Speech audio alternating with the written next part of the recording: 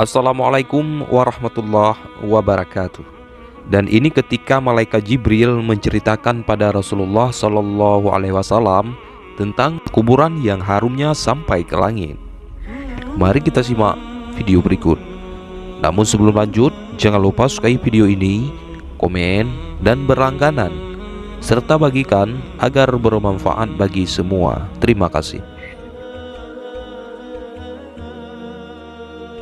Ketika Rasulullah berisra Mi'raj, tercium aroma sangat harum.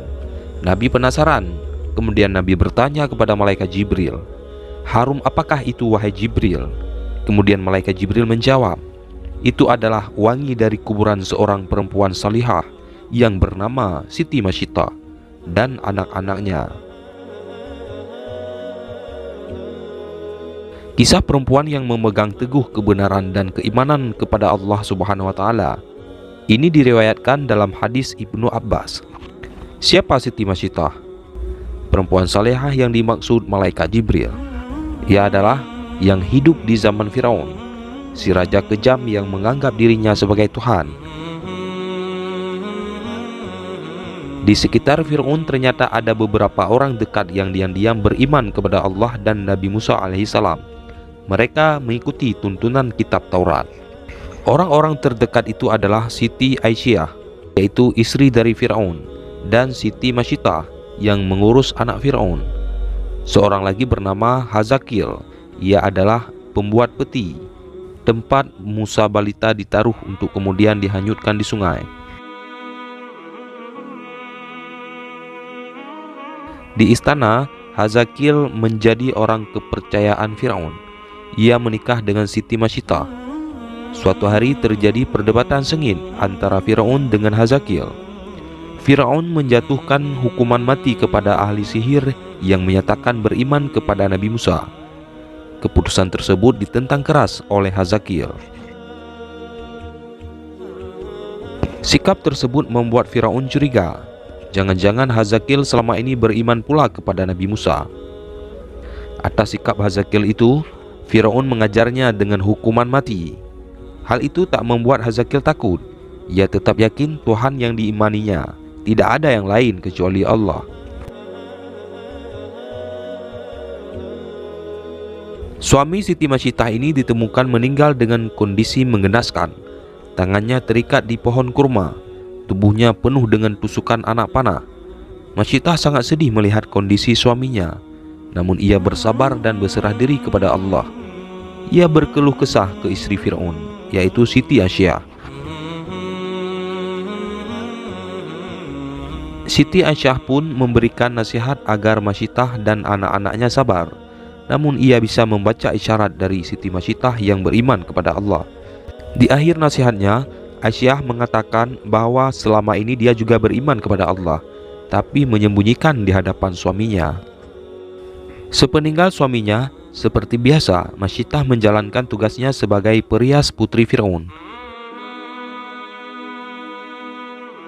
Ada kisah yang sepele, tapi berdampak besar, yaitu gara-gara sisir yang terjatuh, akhirnya terungkap jati diri Masyittah.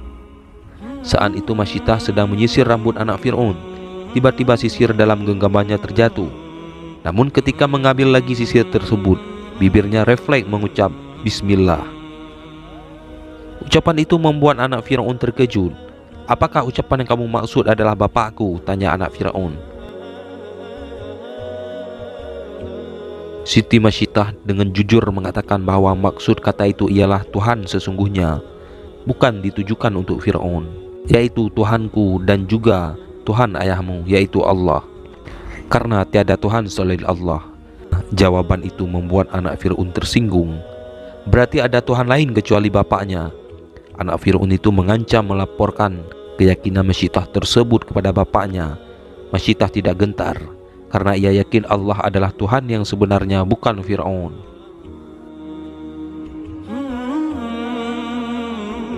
Laporan anaknya membuat Firaun murka. Ia tidak menyangka pengasuh anaknya adalah pengikut Nabi Musa. Masyittah dipanggil lalu ditanya oleh Firaun, "Apakah benar apa yang disampaikan anakku? Siapakah Tuhan yang engkau sembah selama ini?" Masyittah tidak mengelak tuduhan itu. Dengan tegas dia mengatakan, Betul Raja yang lalim, bahwa tiada Tuhan selain Allah yang sesungguhnya menguasai alam dan isinya. Jawaban itu membuat Fir'aun semakin marah. Dia memerintahkan para pengawal menyiapkan minyak mendidih di dalam tembaga besar, wadah panas itu untuk mengodok Masyittah beserta anak-anaknya. Pemandangan itu disaksikan masyarakat luas. Sebelum dimasukkan ke minyak panas, Masyittah diberi kesempatan sekali lagi untuk memilih. Dia dan dua anaknya selamat jika mengakui Fir'aun sebagai Tuhan, dan sebaliknya, nyawanya akan terancam jika tidak mau mengakui ketuhanan Fir'aun.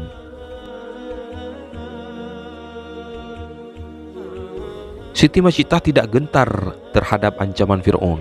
Ia tetap yakin Tuhan yang sesungguhnya hanyalah Allah, bukan Fir'aun, raja yang zalim. Pendirian Masyittah semakin mempermalukan Fir'aun. Raja kejam itu memerintahkan pengawal segera melemparkan Masyittah bersama anak-anaknya ke dalam minyak mendidih. Kisah ini disampaikan malaikat Jibril kepada Nabi Muhammad SAW, bahwa Fir'aun memerintahkan melemparkan anak Masyittah satu persatu di hadapan ibunya, hingga yang terakhir bayi yang sedang menyusui dalam pelukan Masyittah. Ibu mana yang tega menyaksikan satu persatu anaknya tergerus minyak panas?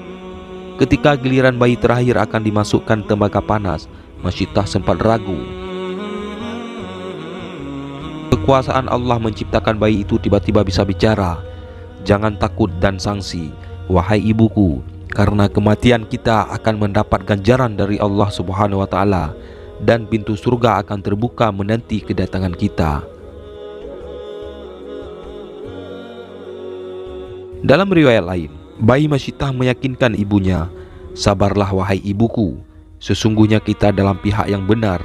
Wahai ibu, masukkanlah, karena sesungguhnya siksa dunia lebih ringan daripada siksa akhirat." Hadis riwayat Ahmad. Kekuatan anaknya membuat keraguan Masyittah hilang. Dengan yakin dan ikhlas kepada Allah, Masyittah membaca "Bismillahi tawakkaltu 'alallahu akbar." Siti Masyittah dan bayinya terjun ke minyak mendidih. Ajaibnya, begitu minyak panas mengerus raga orang-orang istiqamah itu, tercium wangi yang sangat harum dari dalam kuali. Allah telah membuktikan kepada hamba-hambanya yang istiqamah. Ketika Masyittah dan dua anak-anaknya dilemparkan satu persatu ke periuk, Allah terlebih dahulu mencabut nyawa mereka, sehingga mereka tidak merasakan panasnya minyak mendidih. Tulang belulang Masyittah bersama anak-anaknya dikubur di suatu tempat hingga mengeluarkan wangi yang sangat harum. Aroma itu tercium oleh Rasulullah SAW ketika perjalanan Isra Mi'raj.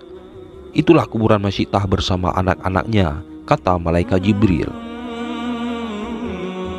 Demikian sedikit kisah tentang wanita yang sangat istiqamah yang bernama Siti Masyittah, sehingga kuburannya pun bisa harum sampai ke langit. Wallahu a'lam bishawab. Wassalamualaikum warahmatullahi wabarakatuh.